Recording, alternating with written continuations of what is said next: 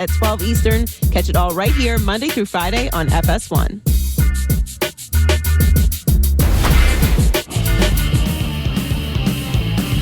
By the way,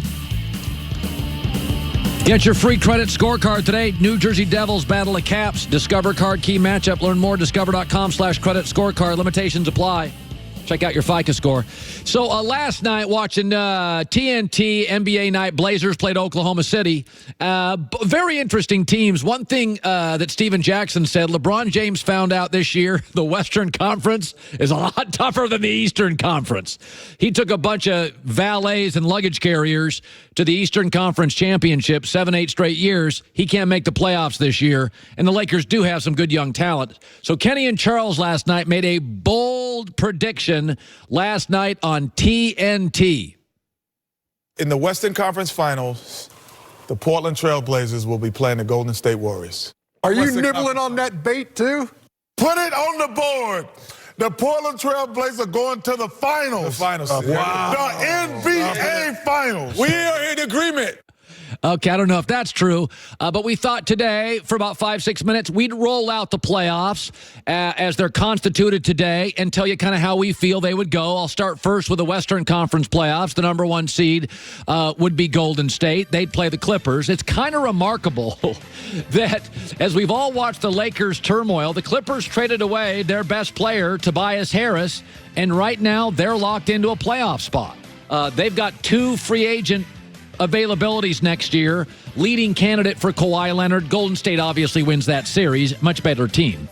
More firepower. Then Houston takes on the Trailblazers. Kenneth Faried has been a nice addition for Houston, although he has not played for about 4 or 5 games. Chris Paul's back. They're undefeated, 12-0 when he has over 10 assists. Portland, I don't think matches up brilliantly with this team because I think Houston neutralizes Portland's strength, their backcourt. But they added Enes Kanter, and Rodney Hood. Portland's going to be a really, really tough out this year. So I would take Houston in about 6 games. Remember, the Blazers were swept last year by Anthony Davis and the Pelicans. Bad taste in their mouth. And they've had a really nice season, and I like their trading deadline acquisitions. Denver against the Spurs. I'd take the Nuggets. San Antonio, though, is capable of upsetting them. Here's their problem.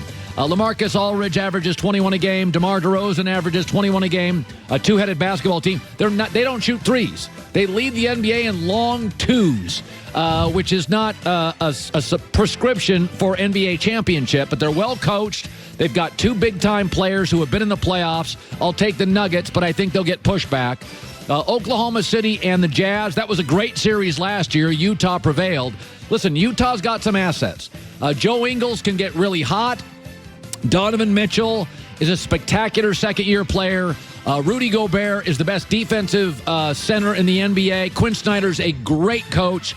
I think Utah's played better basketball. They've solved some of their problems. They don't shoot the ball well enough. But neither does Oklahoma City except Paul George.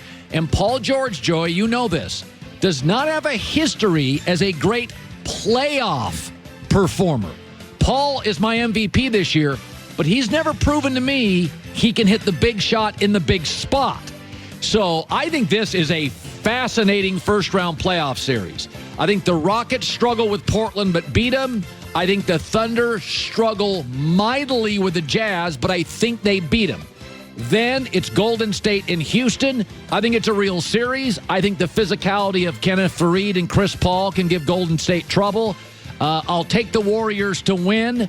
But again, I think it's ugly and bumpy. I will take Oklahoma City and Paul George then to narrowly get past the Denver Nuggets.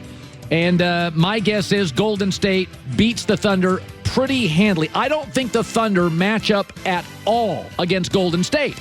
I think Houston matches up very well with Golden State. So I think Golden State will have a much tougher time with the Rockets in the semis than they will in the Western Conference Finals against the Oklahoma City Thunder, where I think Golden State, the reigning offensive dynasty, prevails. Let's go over to the Eastern Conference, where it's not nearly as interesting. Milwaukee is the 1 seed, led by Giannis, who's probably going to win the MVP, and Chris Middleton. They got a nice roster. it's funny about Giannis. They're plus 7-7 with him on the court, plus 7-7 without him. It tells you they actually have some depth. They'll roll through Miami. It won't be terribly competitive. Then this is the best first-round series in the East, Boston and Philadelphia. Boston is very good situationally. The Sixers are awful late in games, awful with leads. I really like Philadelphia's lineup. Not a ton of maturity. Simmons, Jimmy Butler. I like that they added Tobias Harris. I don't think those four guys will last forever.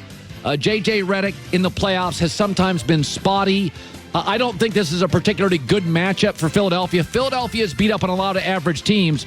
They can struggle with the better teams in the Eastern Conference. I'd take the Celtics here rather quickly.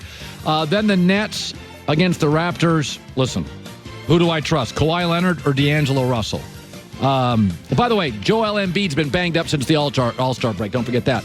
I'll take the Raptors to win this series. I think the Nets are a nice story, totally in a rebuilding mode. It's nice to see somebody in New York City that can actually play competent basketball, but the Raptors win easily. Pacers, Pistons. Listen, they lost Victor Oladipo. Give the Pacers credit. I don't watch a ton of their games since Oladipo got hurt. Well coached, play hard. Pistons are fairly unwatchable. This will not be a highly viewed series. I'd probably go Indiana. That's probably the home court advantage. I'd probably take the Pacers.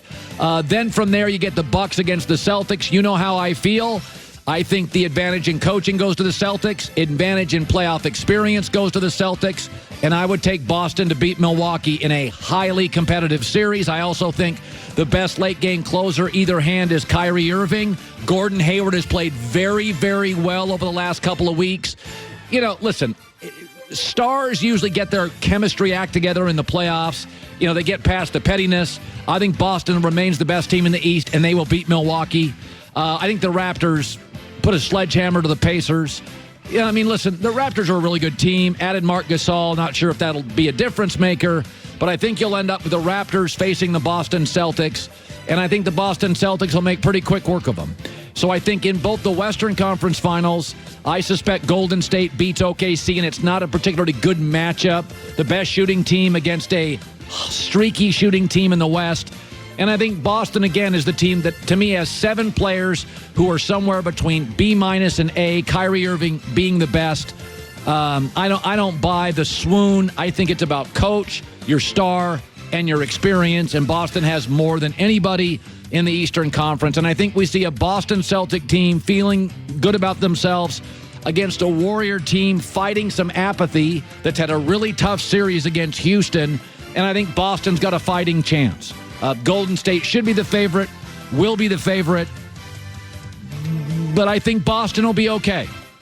And there's my breakdown of the Eastern-Western Conference Finals. I will tell you this. OKC-Utah, I'd pay to watch those games. Those are good games. OKC-Utah is a great, great series. Portland-Houston's not quite as good, but Portland will push back. Added Enes Kanter, Rodney Hood. You get great backcourt, good at home.